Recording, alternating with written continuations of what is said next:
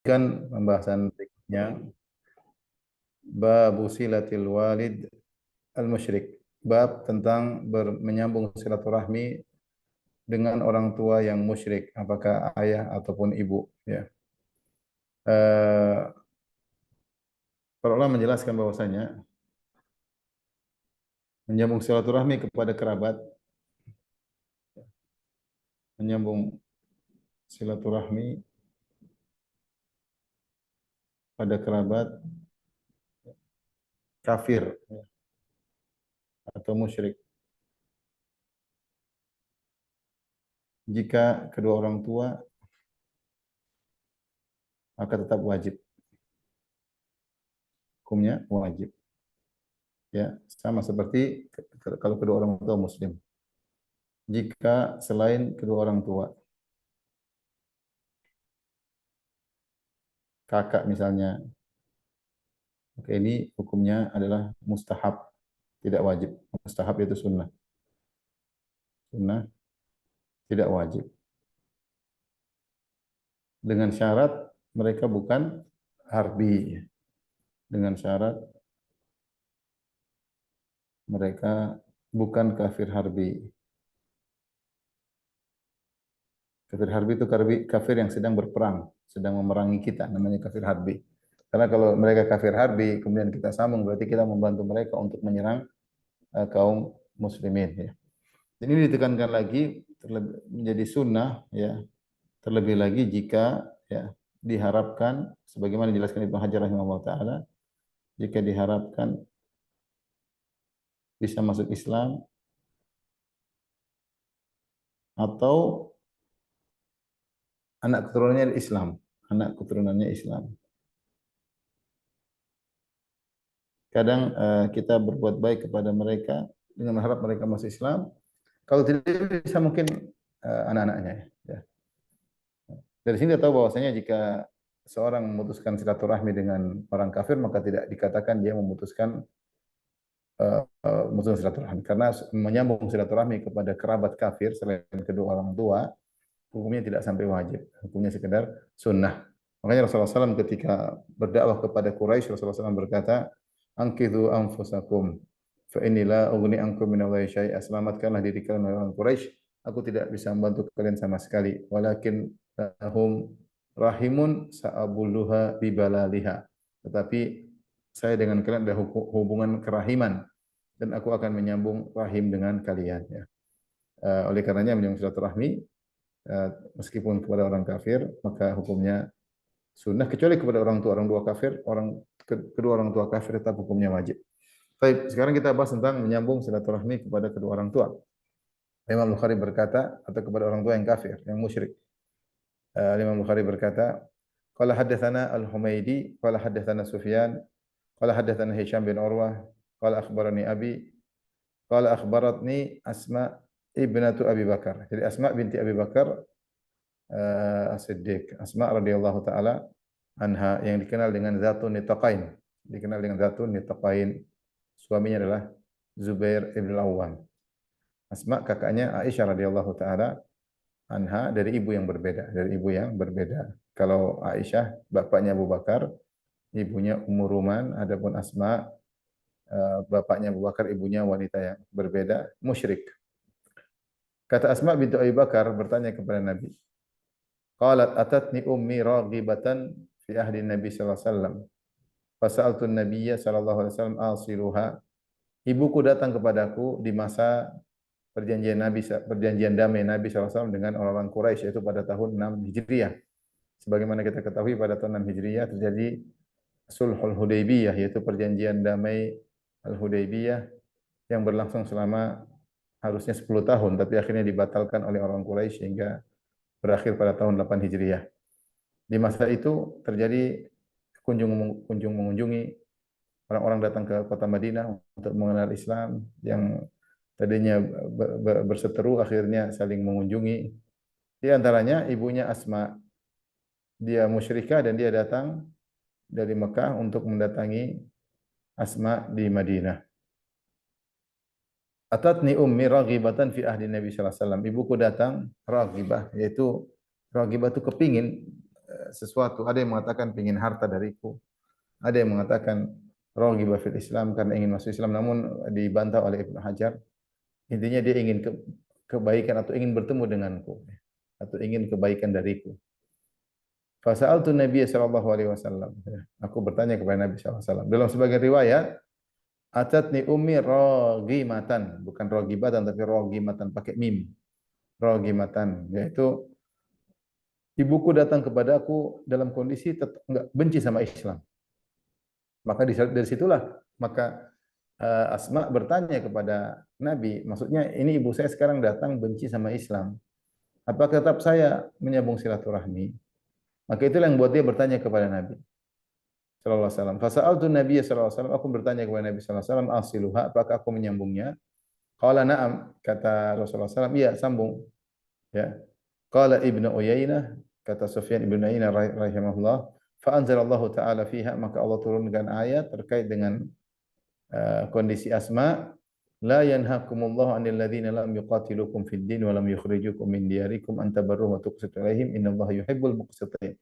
Allah tidak melarang kalian, dalam surat Al-Mumtahanah ayat 8, Allah tidak melarang kalian untuk berbuat baik dan berbuat adil kepada orang-orang kafir yang tidak memerangi kalian dalam memerangi karena agama dan juga tidak mengusir kalian dari negeri kalian.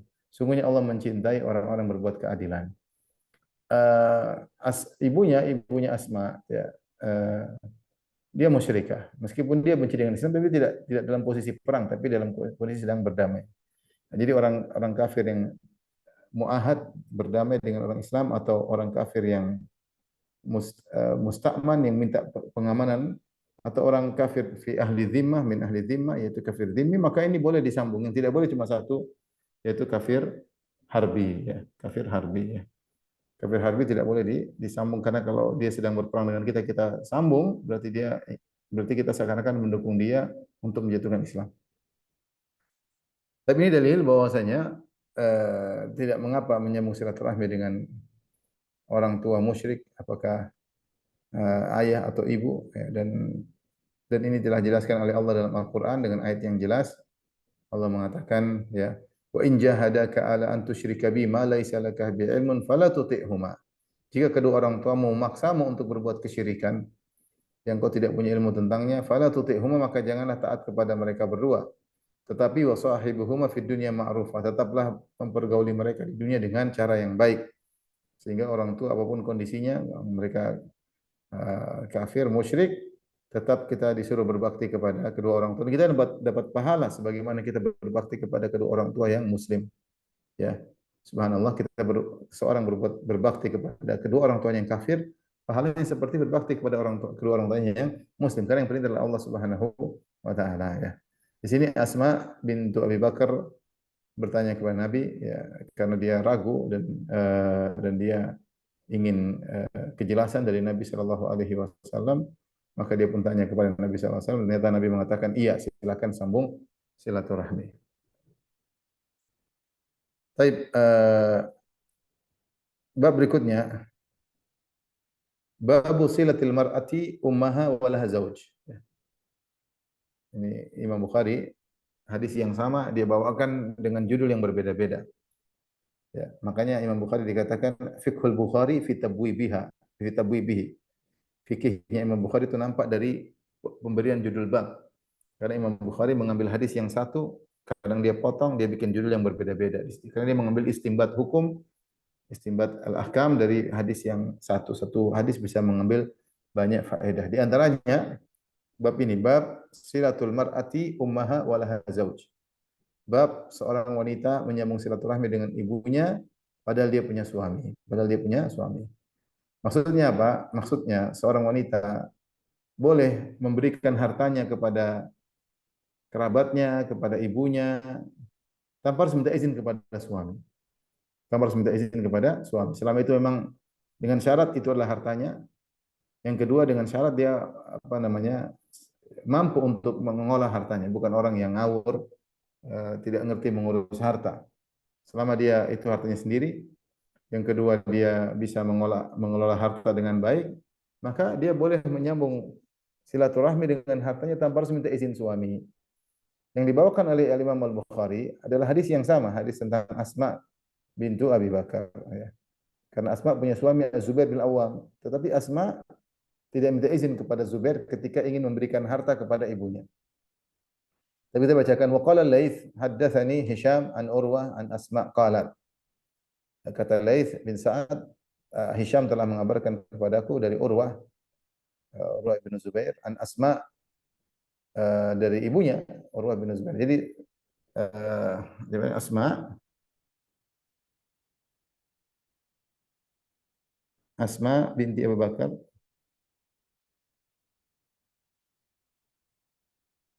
menikah dengan Zubair bin Awam. Az-Zubair. Az-Zubair bin Al-Awwam. Al-Awwam. Yang punya anak, ya, di antaranya adalah Abdullah bin Zubair. Abdullah bin Az-Zubair. Di antaranya adalah Urwah ibnu Zubair. Urwah ibnu Zubair.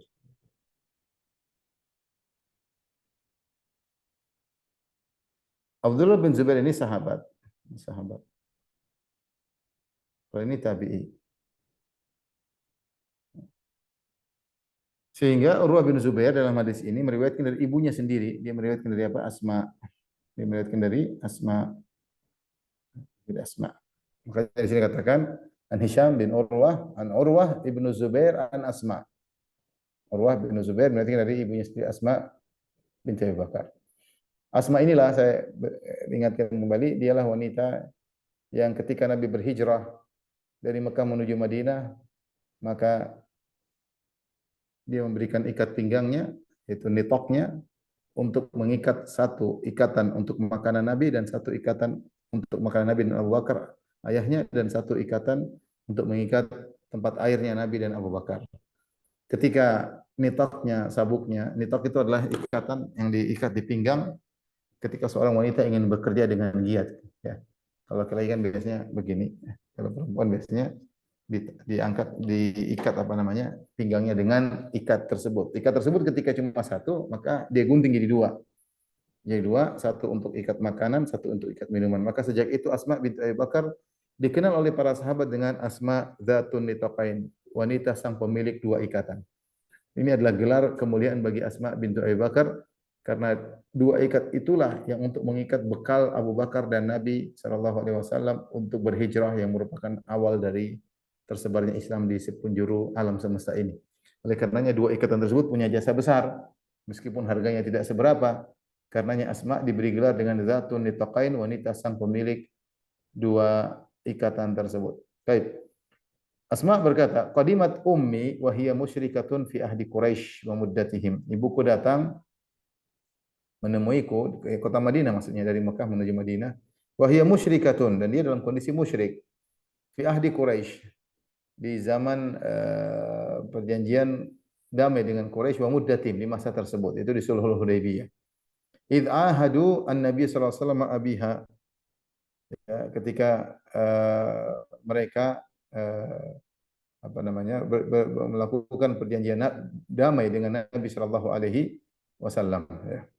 Fastaftaitu Nabi sallallahu alaihi wasallam, dan dia datang bersama ayahnya, yaitu bersama kakeknya Asma, mungkin dari sisi ibunya, ya. Fastaftaitu Nabi sallallahu alaihi wasallam, maka aku pun bertanya kepada Nabi, minta fatwa. Fakultu inna ummi qadimat wa hiya raghibah. Ya Rasulullah, ibuku datang kepada aku untuk menemuiku dalam kondisi raghibah, yaitu ingin harta dariku. Sebagaimana ditafsirkan oleh sebagian ulama. Qala na'am. Apakah aku menyambungnya? Kata Nabi, na'am, sili ummaki. Sambunglah silaturahmi dengan ibumu. Baik. Hadis ini dibawakan oleh Imam Al-Bukhari untuk menunjukkan di dalam judul bab silatul mar'ati ummaha wa laha zauj, yaitu seorang wanita boleh menyambung silaturahmi dengan hartanya tanpa izin suaminya, tanpa izin suaminya. Karena Asma ini punya suami namanya Zubair bin Awam, salah seorang dari Asyarah al-Mubasysyirin bil Jannah, 10 orang dijamin masuk surga. Di antaranya suaminya Asma. Baik. Ini dalil bahwasanya dia boleh memberikan hartanya kepada kerabatnya tanpa izin suaminya. Makanya Nabi tidak berkata, "Istadzini Zubair." Nabi tidak mengatakan, "Kau minta izin dulu kepada Zubair kalau mau kasih uang." Ya karena uang dia, kecuali uang suaminya enggak boleh. Kalau uang suaminya harus minta izin sama suaminya. Kalau uangnya sendiri, mungkin dia kerja, mungkin dapat warisan, mungkin ada hadiah, maka dia tidak perlu minta izin kepada suaminya. Kalaupun dia berbicara, maka itu membab apa namanya? Pergaulan yang baik ya. Tentunya kalau bisa diajak omong, kasih tahu, "Mas, ini ada uang saya mau berikan kepada apa? Kepada kerabat." Itu tentu lebih baik, tapi itu bukan izin, bukan izin karena tidak perlu izin. Hanya sekedar namanya kehidupan rumah tangga lebih baik kalau terbuka ya. Eh, Nabi langsung mengatakan sambung silaturahmi. Di antara dalil yang menunjukkan akan hal ini juga dalam kisah ketika Nabi Shallallahu Alaihi Wasallam berkhutbah di salat Id. Maka Rasulullah SAW berkata, "Ya ma'asyaran nisa tasaddaqna." Wahai para wanita, bersedekahlah. Fa inna kunna aktsara hatabi jahannam. Karena kalian para wanita kebanyakan penghuni neraka jahannam. Uh, maka seorang wanita berkata, "Lima ya Rasulullah, kenapa kami banyak penghuni neraka jahannam?" Rasulullah mengatakan, "Fa inna kunna takfurnal ashir wa tukthirna syakah wa tukthirna la'nah." Karena kalian suka tidak bersyukur, tidak berterima kasih kepada suami, kufur kepada suami, tidak berterima kasih, dan suka mengeluh dan suka mengumpat. Maka akhirnya Bilal pun datang membentangkan kainnya, maka para wanita segera melemparkan cincin mereka min khawatibihinna ya wa aqritatihinna, apa namanya, anting-anting mereka mereka berikan kepada Bilal untuk bersedekah. Situ Nabi tidak berkata, minta izin dulu sama suami-suami kalian, enggak. Di mereka langsung sedekah, langsung spontan dan tidak perlu izin kepada suami. Ini dalil bahwa wanita kalau punya harta sendiri dia boleh mengelolanya, bisa mengolahnya selama dia memang itu harta dia dan dia memang wanita yang bisa mengelola, bukan wanita yang ngawur, dapat uang buang-buang begitu saja maka enggak ya. Di antara dalil juga yang menunjukkan akan hal ini tentang kisah Maimunah radhiyallahu taala anha, istri Nabi sallallahu alaihi wasallam, ketika dia memerdekakan budak wanitanya. Tanpa izin Nabi sallallahu alaihi wasallam, dia berkata, "Ya Rasulullah, asy'arta anni a'taqtu fulanah?" Apakah kau tahu ya Rasulullah, aku telah memerdekakan budak wanitaku si fulanah, yaitu budak wanita dia merdekakan dan budak itu milik dia bukan milik Nabi sallallahu alaihi wasallam. Maka Nabi mengatakan, "Ama innaki law a'taitiha akhwalaki lakana a'zama li ajriki." Seandainya engkau memerdekakan budak tersebut terus kau berikan kepada akhwalmu, yaitu paman-pamanmu, maka tentu pahalamu lebih besar. Ya, karena menyambung silaturahmi dan berbuat baik kepada mereka. Tapi di sini Rasulullah SAW tidak marah kepada Maimunah, tidak berkata, "Wahai Maimunah, kenapa kau tidak musyawarah denganku dulu ketika ingin memerdekakan budak? Kenapa kau lantas memerdekakan?" Rasulullah tidak marah ya, Rasulullah tidak marah. Oleh karenanya wanita dalam berbuat baik kalau dia punya harta, entah dari pemberian orang tuanya, apakah dari warisan, apakah karena dia berdagang, maka dia boleh berbuat baik menyambung silaturahmi dengan hartanya tanpa harus diketahui oleh suaminya. Tapi kalau dia berbicara dengan suami itu lebih baik karena ini menunjukkan kasih sayang, kedekatan, tidak apa namanya musyawarah dengan suami sebagai bentuk perhatian suami. Namun tidak lazim, tidak lazim. Seandainya dia kasih tanpa harus diketahui oleh suami juga tidak jadi masalah. Kemudian hadis berikutnya Al-Imam Bukhari berkata, qala hadatsana Yahya qala hadatsana Laits an Uqail an Ibnu Syihab an Ubaidillah bin Abdullah anna Abdullah bin Abbasin akhbarahu, dari sahabat Abdullah bin Abbas Nabi SAW mengabarkan kepadanya. Anna Abu Sufyan akhbarahu, Abu Sufyan mengabarkan kepada Ibnu Abbas. Abu Sufyan sahabat yang mulia yang punya anak namanya Muawiyah bin Abi Sufyan, dahulunya adalah gembong pemimpin orang-orang musyrikin, kufar Quraisy. Sebelumnya adalah Abu Jahal. Abu Jahal jadi pemimpin, tapi ketika Abu Jahal wafat tewas dalam perang Badar, maka kepemimpinan orang Quraisy dipegang oleh Abu Sufyan. Ya, dari Bani Umayyah, Abu Sufyan. Maka dialah pemimpin pasukan kaum musyrikin dalam perang Uhud. Dan dia juga pemimpin pasukan kaum musyrikin dalam perang Khandaq. Dan ketika terjadi perjanjian Hudaybiyah tahun 6 sampai 7 Hijriah, 7 sampai 6 sampai 8 Hijriah, Abu Sufyan dan teman-temannya ketika itu sedang berdagang di daerah Syam, yaitu di daerah Syam, ya, Jordan, Palestina, daerah sana. Dan kebetulan Heraklius lagi sedang mengunjungi dari Romawi sedang mengunjungi Baitul Maqdis, ya. Maka dia mendengar ada datang pedagang-pedagang Arab dan Heraklius atau Herakl dia telah dengar tentang adanya seorang nabi yang diutus di negeri Arab. Maka dia ingin tahu, dia kepo, ya. Maka dia panggil Abu Sufyan dan teman-temannya untuk datang bertemu dengannya agar dia ingin interogasi tentang Nabi Muhammad sallallahu alaihi wasallam. Abu Sufyan berdiri di depan, Abu Sufyan kemudian kata Heraklius, semua temannya di belakang Abu Sufyan. Jadi Abu Sufyan berhadapan dengan dia, teman-teman yang sedang berdagang orang-orang Quraisy semuanya di belakang dia. Masa Abu Sufyan pertama Heraklius bertanya, siapa yang paling dekat kekerabatan dengan Nabi? Maka mereka bilang Abu Sufyan. Akhirnya disuruh depan, di belakangnya orang-orang Quraisy. Kata Heraklius, kalau dia bohong kasih tahu. Maka terjadilah diskusi pertanyaan kepada Heraklius. Banyak pertanyaan. Di antaranya tentang silaturahmi. Sehingga setelah Abu Sufyan mengabarkan semua tentang Nabi, maka Heraklius pun subhanallah beriman secara hati, tahu itu Nabi yang benar. Maka dia mengatakan uh, apa namanya?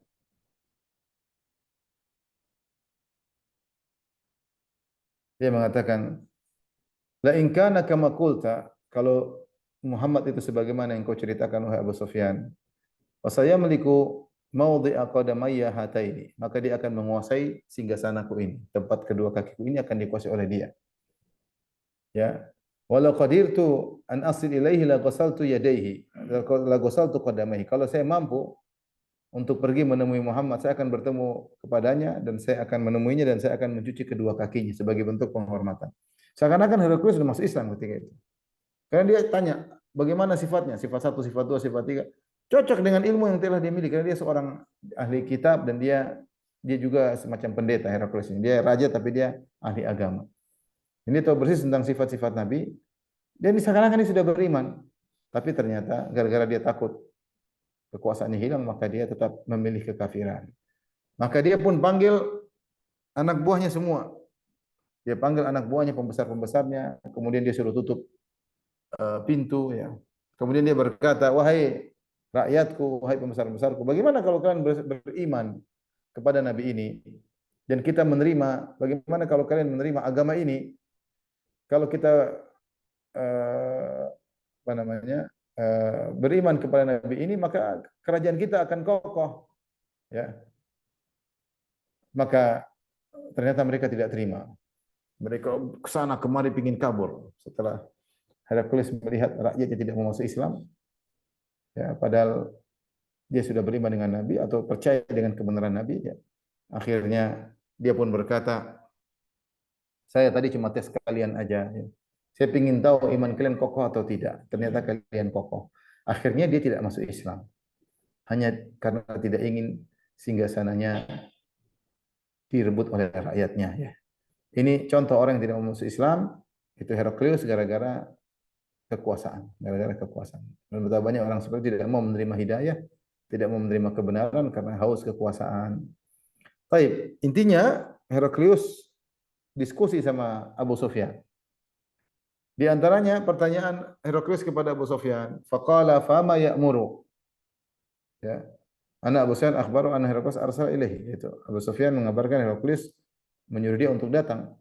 Faqala fama ya'muru, maka kata Heraklius kepada Abu Sufyan, apa sih yang diperintahkan Muhammad kepada kalian? Yakni Nabi sallallahu alaihi wasallam. Faqala, maka Abu Sufyan berkata, ya'muruna bis salati was sadaqati wal afafi was silah.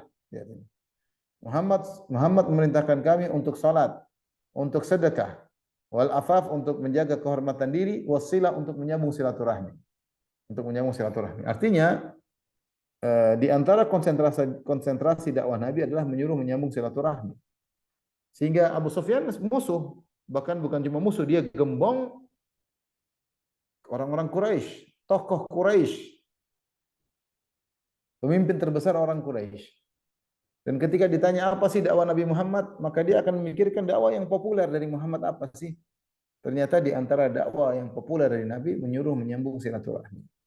Ini benar. Dalam hadis yang lain ketika Nabi SAW pertama kali datang ke kota Madinah, Abdullah bin Salam berkata, "Awwalu kalamin sami'tuhu." Pertama kata-kata yang keluar dari Nabi yang saya dengar, Rasulullah SAW bersabda, "Ya ayuhan nas afshus salam, wahai manusia sekalian, tebarkanlah salam. Wa atimu ta'am, berilah makanan. Wasilul arham, dan sambunglah silaturahmi. Wasallu bil laili wan nasu niyam." Dan salatlah di malam hari ketika orang sedang tidur, tadkhulul jannata bisalam. Niscaya kalian akan masuk surga dengan penuh keselamatan. Jadi apa namanya? Di sini dalil bahwasanya eh, di antara konsentrasi dakwah Nabi SAW adalah menyeru kepada silaturahmi. Makanya ketika Abu Sufyan ditanya, dia berkata, Muhammad menyuruh kami untuk menyambung silaturahmi. Tapi kita lanjutkan bab berikutnya, bab 8, bab 9. Eh,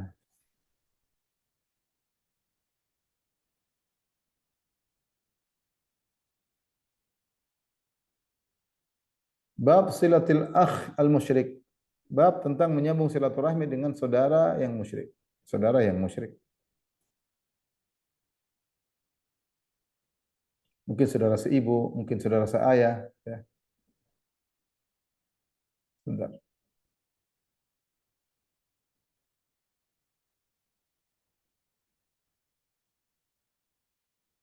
Disebutkan oleh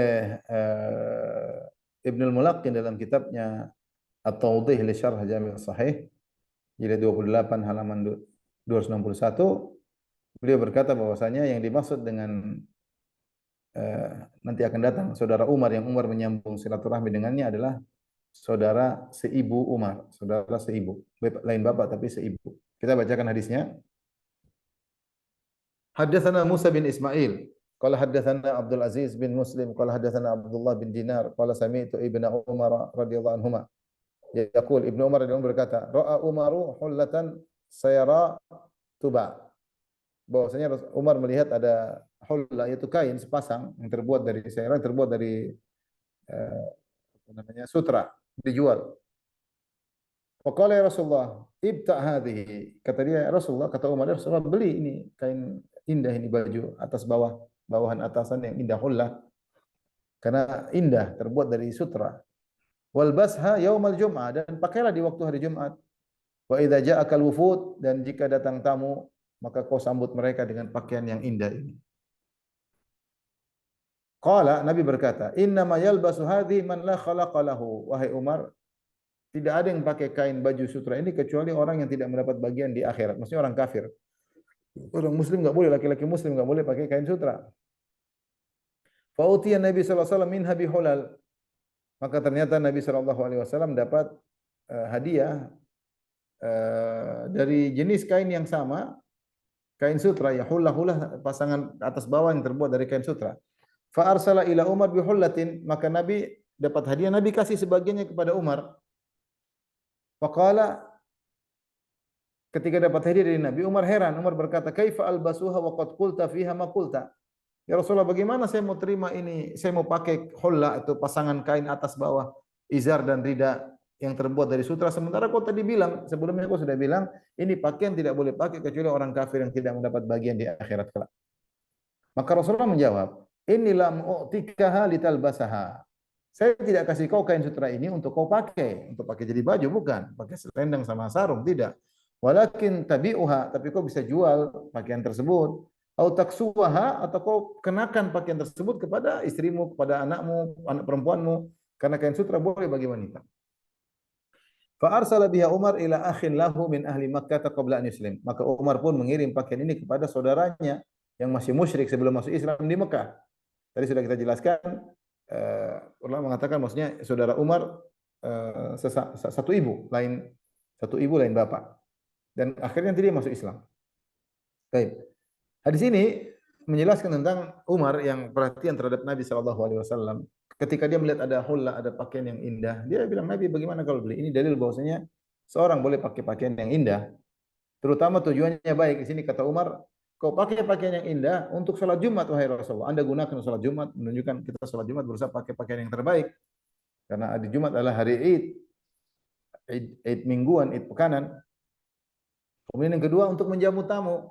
Kalau tamu datang, delegasi datang, maka kau pakai pakaian yang bagus. Ini dalil juga bahwasanya jika seorang menjamu tamu, dia pakai pakaian yang rapi, yang bagus, yang indah. Sebagai bentuk penghormatan kepada tamu. Sunnah ya, sunnah kita pakai pakaian yang bagus, kita jamu tamu, terutama tamu-tamu khusus, delegasi khusus.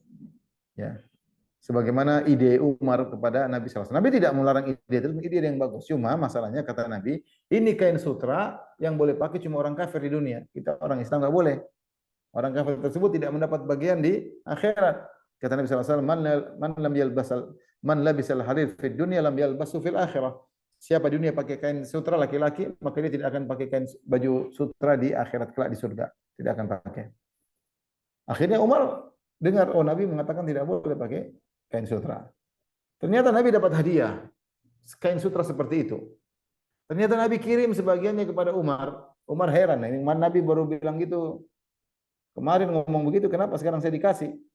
Maka Umar bertanya, "Kaifa albasuha wa qad qulta fiha ma qulta?" Wahai Rasulullah, bagaimana saya bisa pakai kain ini sementara kau sudah bilang kain sutra tidak dipakai oleh lelaki muslim, kain sutra hanya dipakai oleh orang kafir yang tidak dapat bagian di akhirat. Maka Rasulullah jelaskan, saya kasih kau ini bukan untuk kau pakai, tapi kau bisa jual, jual apa orang jual, orang beli bisa pakai, perempuan yang beli, silakan. Atau kau kenakan baju ini kepada yang boleh pakai, yaitu istrimu, putri-putrimu, adik perempuanmu. Maka Umar akhirnya dia berikan pakaian tersebut kepada kakaknya yang masih musyrik di Mekah. Tapi dalil bahwasanya Umar menyambung silaturahmi dengan saudaranya seibu lain bapak yang di Mekah, sementara Umar di Madinah. Umar kirim hadiah kepada saudaranya tersebut, saudara seibunya tersebut. Ini dalil bahwasanya seorang boleh menyambung silaturahmi kepada saudaranya, seayah atau seibu atau kandung, saudara kandung, selama dia kerabat, maka sunnah kita menyambung silaturahmi dengannya. Maka Umar pun mengirim baju terhadap pada orang tersebut. Taib. Jangan sampai salah sangka, dibantah oleh An-Nawawi rahimahullah menjelaskan. Sebagian orang menyangka bahwasanya ketika kain sutra ini haram, Umar kasih kepada saudara laki-lakinya, saudara seibunya yang kafir. Berarti orang kafir boleh Umar membantu orang kafir untuk pakai pakaian haram. Tidak. Karena Umar memberi kepada orang kafir tersebut bukan berarti boleh Umar suruh dia pakai. Bisa jadi Umar suruh dia jual atau diberikan kepada perempuan-perempuan yang saudara-saudaranya. Kenapa? Karena syariat menyatakan kalau ada barang haram, maka tidak boleh kita membantu orang kafir untuk mengkonsumsinya misalnya. Misalnya kita orang Islam, kita nggak boleh buka jual babi yang beli hanya orang kafir, nggak boleh, nggak boleh. Atau kita misalnya buka toko di siang hari bulan Ramadan, tapi kita bilang yang beli hanya beli orang kafir karena tidak puasa, nggak boleh, karena kita membantu mereka untuk bermaksiat. Mereka meskipun kafir, mereka seharusnya juga menjalankan syariat Islam. Ini masalah usul fikih, tapi intinya tidak boleh kita membantu mereka bermaksiat. Misalnya orang kafir minum khamar, kita tidak boleh buka warung khamar atau kita dapat hadiah khamar kita kasih. Ah, itu orang kafir boleh minum khamar, kasih mereka nggak boleh, karena kita membantu dia untuk minum khamar untuk bermaksiat kepada Allah. Dan Allah berfirman, "Wala ta'awun al-itsmi wal udwan, wa ta'awun al-birri wat taqwa," saling tolong menolong kalian dalam kebaikan ketakwaan. Wala ta'awun al-itsmi wal udwan, dan jangan tolong menolong dalam dosa dan permusuhan. Ya, meskipun mereka minum khamar, maka tidak boleh. Sama kalau kita punya alat musik, kita sudah bertobat darinya, jangan kita jual kepada orang kafir. Orang kafir boleh Ustaz main musik. Tidak boleh. Tapi kita membantu dia untuk bermaksiat. Tidak boleh. Oleh karenanya jangan disangka Umar melakukan itu untuk suruh adik seibunya tersebut atau kakak saudara seibunya itu untuk pakai, tidak demikian, tidak disebutkan. Ini dijelaskan oleh Nawawi rahimahullah dalam syarah Sahih Muslim ya. Intinya kalau kita punya barang haram tidak boleh kita hadiahkan kepada orang kafir ya. Dan tidak boleh juga kita jual kepada orang kafir, nggak tahu dia gunakan untuk maksiat, tidak boleh.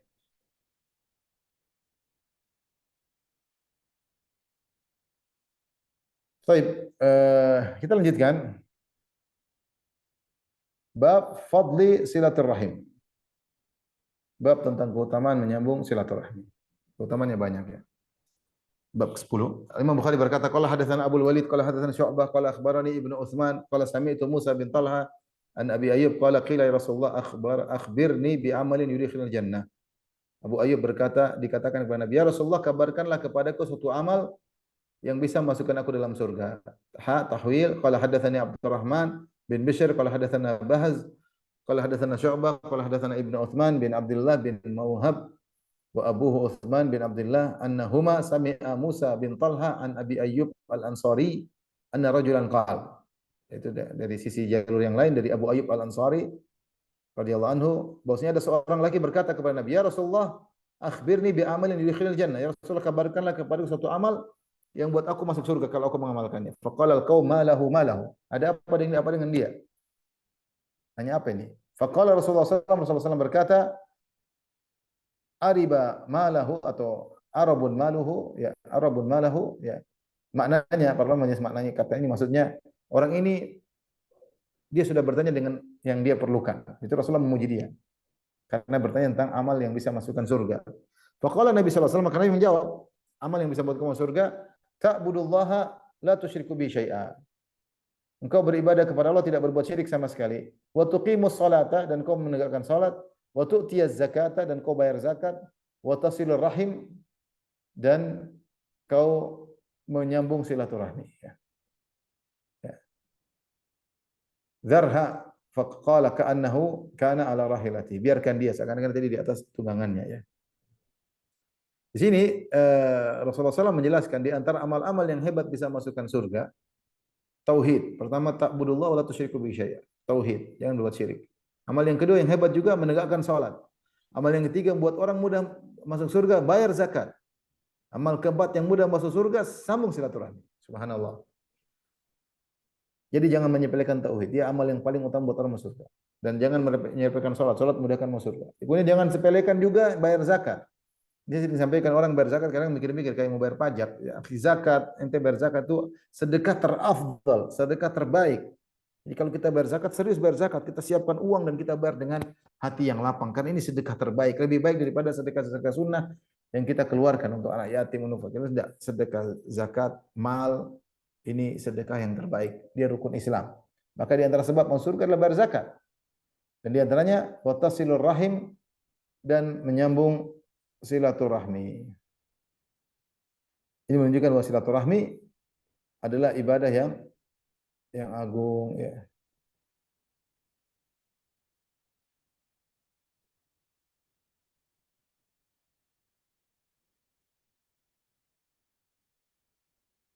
Adapun dalil tentang keutamaan silaturahmi sangat banyak, ya. Bahwasanya silaturahmi adalah sebab masuk surga, seperti Rasulullah SAW sebutkan, ya, atau Allah Subhanahu wa taala dalam Al-Qur'an menyebutkan tentang ciri-ciri penghuni surga, ya. Walladzina yasiluna ma amarallahu bihi ayyusal, dalam surat Ar-Ra'd. Dan orang-orang penghuni surga di antara ciri-cirinya adalah alladzina yasiluna ma amarallahu an yusal. Mereka menyambung silaturahmi yang mereka diperintahkan untuk menyambungnya. Demikian juga dalam hadis Rasulullah SAW berkata, Allah berkata kepada Rahim, "Ala tardaina an asil man wasalaki?" Wahai Rahim, ridhakah engkau, sukakah engkau jika aku menyambung kebaikan kepada orang yang menyambungmu? Yaitu orang yang menyambung silaturahmi, dia akan disambung kebaikan yang banyak oleh Allah Subhanahu wa taala. Luar biasa. Maka orang jangan ragu-ragu silaturahmi. Cari kerabat, kenali kerabat-kerabat, korban atau perlu pengorbanan untuk bisa berbuat baik kepada kerabat.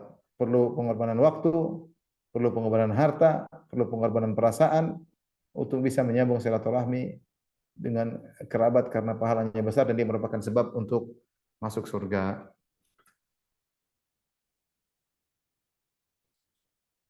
Baik, kita lanjutkan bab ismul qati'.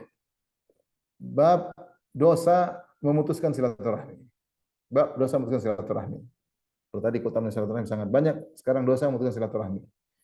Al-Imam Bukhari berkata, qala hadatsani Yahya bin Bukair, qala hadatsani Laits an Uqail an Ibni Syihab an anna Muhammad ibn Jubair ibn Mut'im qala Inna Jubair bin Mut'im akhbarahu annahu sami'a Nabi sallallahu alaihi wasallam yaqul. Sungguhnya Jubair bin Mut'im radhiyallahu anhu mengabarkan kepada anaknya bahwasanya Jubair mendengar Nabi sallallahu alaihi wasallam bersabda, la yadkhul jannata qati'. Tidak masuk surga orang yang memutuskan. Hadis riwayat Muslim. Dalam riwayat Muslim ada tambahan, hadis riwayat Bukhari. Dalam riwayat Muslim ada tambahan, la yadkhul jannata qati'ur rahim. Tidak masuk surga pemutus silaturahmi. Pemutus silaturahmi, ya. Ini dalil menunjukkan bahwasanya di antara dosa besar adalah pemutus silaturahmi. Maka seorang dalam hidup ini jangan sampai bermasalah dengan kerabatnya, pada orang tuanya, pada kakak-kakaknya, kepada adik-adiknya, kepada jangan bikin masalah dengan kerabat-kerabatnya. Karena kalau kita punya masalah sama kerabat berarti memutuskan silaturahmi. Ibnu Hajar rahimahullah menyebutkan tentang dalil-dalil atau dalil yang banyak akan bahaya memutuskan silaturahmi. Ya. Seperti dalam hadis yang lain, ya. Hadis Abu Musa Al-Asy'ari radhiyallahu anhu, Rasulullah SAW bersabda, "Yadkhul jannata mudminul khamr wala musaddiqun bi sihrin wala qati'ur rahim." Perhatikan kata Nabi dalam hadis yang lain, tidak masuk surga orang yang selalu minum khamar, mudmin atau pecandu khamar. Tidak masuk surga pecandu khamar, selalu minum khamar. Dan tidak masuk surga yang membenarkan penyihir. Membenarkan penyihir. Dia datang tukang sihir, suruh sihir. Dia tidak masuk surga, syirik. Wala qati'ur rahim, dan tidak masuk surga orang yang memutuskan silaturahmi. Di sini Nabi gandingkan dosa silaturahmi dengan dosa yang ngeri. Mudmin khamar, pecandu khamar, dosa syirik, membenarkan penyihir, dan memutus silaturahmi. Menunjukkan bahwasanya memutus silaturahmi dosanya besar. Dalam hadis yang lain juga menunjukkan bahayanya memutuskan silaturahmi. Kata Nabi SAW, "Ma min dzambin ajdaru an yu'ajjilallahu li sahibihi al-uqubata fid dunya ma yaddakhiru lahu fil akhirah min al-baghi wa qati'atir rahim." Tidak ada dosa yang lebih pantas, lebih layak untuk Allah segerakan hukumannya bagi pelakunya di dunia disertai dengan hukuman yang Allah sisakan di akhirat. Jadi orang ini pantas dapat segera hukuman dunia dicicil, dan ada hukuman siksa yang Allah simpan di akhirat. Tidak ada dosa yang lebih pantas seperti dosa berbuat zalim dan dosa memutuskan silaturahmi. Ngeri. Bahaya, dua dosa yang paling cepat buat orang dapat hukuman di dunia. Belum lagi yang di akhirat. Zalim sama orang lain dan memutuskan silaturahmi. Kemudian juga dalam kitab Adabul Mufrad dari hadis Abu Hurairah juga bahaya memutus silaturahmi. Rasulullah SAW bersabda, "Inna amala bani Adam tu'radu kulla ashiyati khamisin lailati jum'atin fala yuqbalu amalu qati'ir rahim." Sungguhnya amalan-amalan anak-anak Adam diangkat setiap atau dihadapkan kepada Allah setiap Kamis sore di malam Jumat. Fala yuqbalu amalu qati'ir rahim, maka amalnya pemutus silaturahmi tidak diterima oleh Allah. Mengerikan seorang rajin salat tapi tidak diterima oleh Allah Subhanahu wa taala. Karena dia memutuskan silaturahmi. Demikian juga ada riwayat Tabrani dari Ibnu Mas'ud, Rasulullah SAW bersabda, "Inna abwaabas samai mughlaqatun duna qati'ir rahim." Sungguhnya pintu-pintu langit tertutup terhadap pemutus silaturahmi. Harusnya amalnya naik, pintu langit terbuka, diterima, tertutup. Tertutup. Ini kita khawatir juga doanya tidak diterima karena pintu langit tertutup. Kemudian dalam hadis Abdullah bin Abi Aufa, hadis marfu, Rasulullah SAW bersabda, "Inna rahmata la tanzilu ala qaumin fihim qati'ur rahim." Sungguhnya rahmat tidak turun kepada kaum yang di situ ada pemutus silaturahmi. Ya. Ada kaum di sini bikin musibah. Rahmat tidak turun kepada orang ini. Sebagian ulama menafsirkan maksudnya kaum tersebut adalah suatu kaum yang mendukung dia untuk memutuskan silaturahmi. Dia ada masalah didukung sama teman-temannya. Sudah ribut aja sama kakakmu, ribut aja sama adikmu, jangan dengar orang tuamu. Ini semua tidak turun rahmat kepada mereka. Meskipun yang memutuskan silaturahmi cuma satu orang, ya. Oleh karenanya ini penjelasan Ibnu Hajar, maka seorang mengerikan jika terjerumus dalam dosa memutuskan silaturahmi. Semoga Allah menjauhkan kita dari dosa tersebut dan semoga Allah memudahkan kita untuk bisa menyambung silaturahmi. Allah taala alam bisawab. Kita lanjutkan nanti pada pertemuan yang berikutnya. Kalau ada yang bertanya saya persilakan. Baik Ustadz, terima kasih atas penjelasannya. Baik, kita masuk ke sesi tanya jawab. Ustadz,